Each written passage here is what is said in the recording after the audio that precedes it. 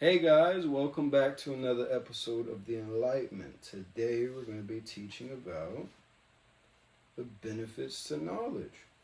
Who doesn't want knowledge? If anything, that's what I'm giving you because I'm enlightening you. So, what is knowledge, right? Well, knowledge is a deep understanding.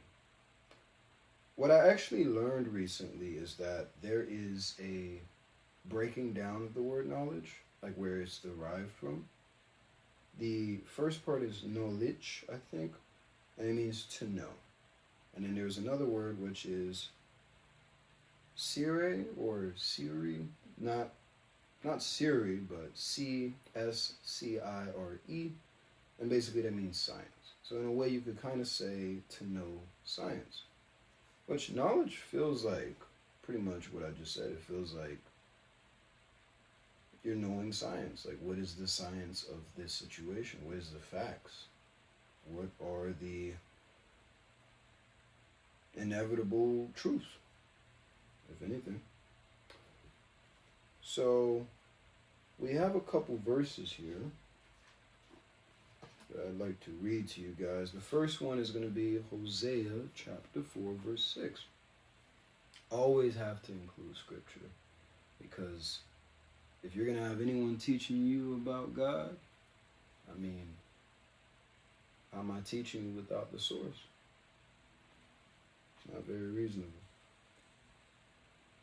Gotta have discernment, guys. But we're going to read from the book of Hosea, chapter 4, verse 6. It says, "My people are destroyed for lack of knowledge.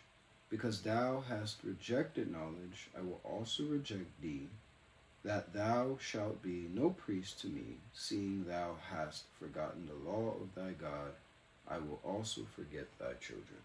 So, before I even touch on the first part, notice the second part. That's how important it is to God that you accept the truth and nothing but the truth.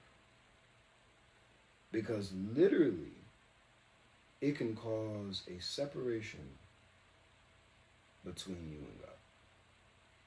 That's what sin does. We think we know it all. We like to believe we do.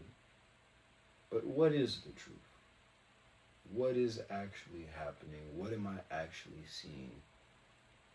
Because a lot of times we want a sign from God, and the sign has already been given to you. You just refuse to believe it because that's not what you wanted to hear, right? But the first part says, "My people are destroyed for lack of knowledge." That's the power of knowledge, right? And so that's also a benefit of it, because by having it, you're not destroyed, so to speak. Or at least whatever could have attacked one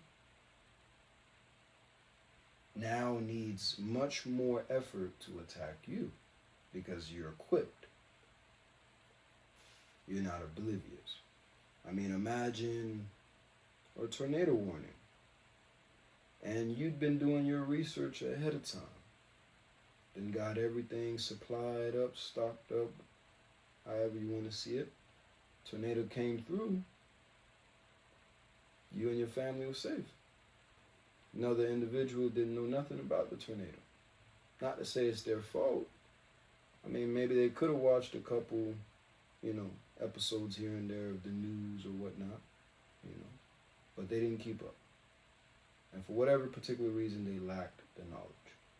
Whether it was intentional, whether it was unintentional, and whew, here comes the tornado. Either they survived by a miracle of God, or the latter. Or I should say the former, if I'm not mistaken. But you and your family are okay.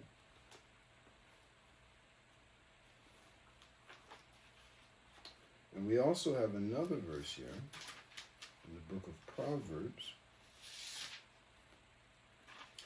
verse 24, chapter 24, verse 5. A wise man is strong, yeah. A man of knowledge increaseth strength. So you're even more powerful, or make yourself more valuable and have a firmer stance because of the fact that you know more. That's why you hear that term, knowledge is power. You could look at a room of people and one could be this monstrous size of a guy. I mean, big, real strong. Another guy could be a little bit more slimmer, but he seems fast on his feet. And then there's another particular guy, he seems basic, kind of average. And yet he's the one that knows the most. I'd consider him the most dangerous.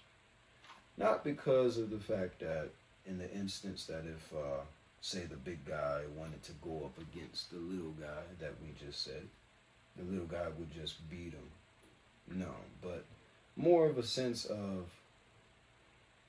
what he knows stretches further than what they know. So this could really become a long-term game with him. What I know of that guy is what he knows of himself. The big guy. He's big. He's strong. We both understand that.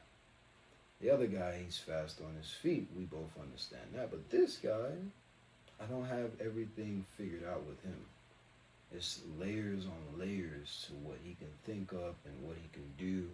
And that, my friend, really is a lot of strength. So it's not just strength physically, but it's strength mentally. How much do you know the ins and outs, how things work?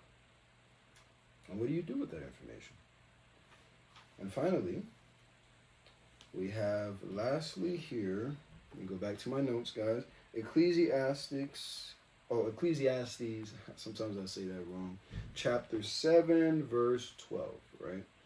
So it says right here, for wisdom is a defense, and money is a defense, but the excellency of knowledge is that wisdom giveth life to them that have it. So not only could you make a life for yourself because you know certain things that you might have not known before that allow you to move differently, but you could even preserve your life because you're not just indulging in any and everything, but very careful and cautious about what it is you put your time towards. And in that, my friend, that is a defense. Very interesting. So, it is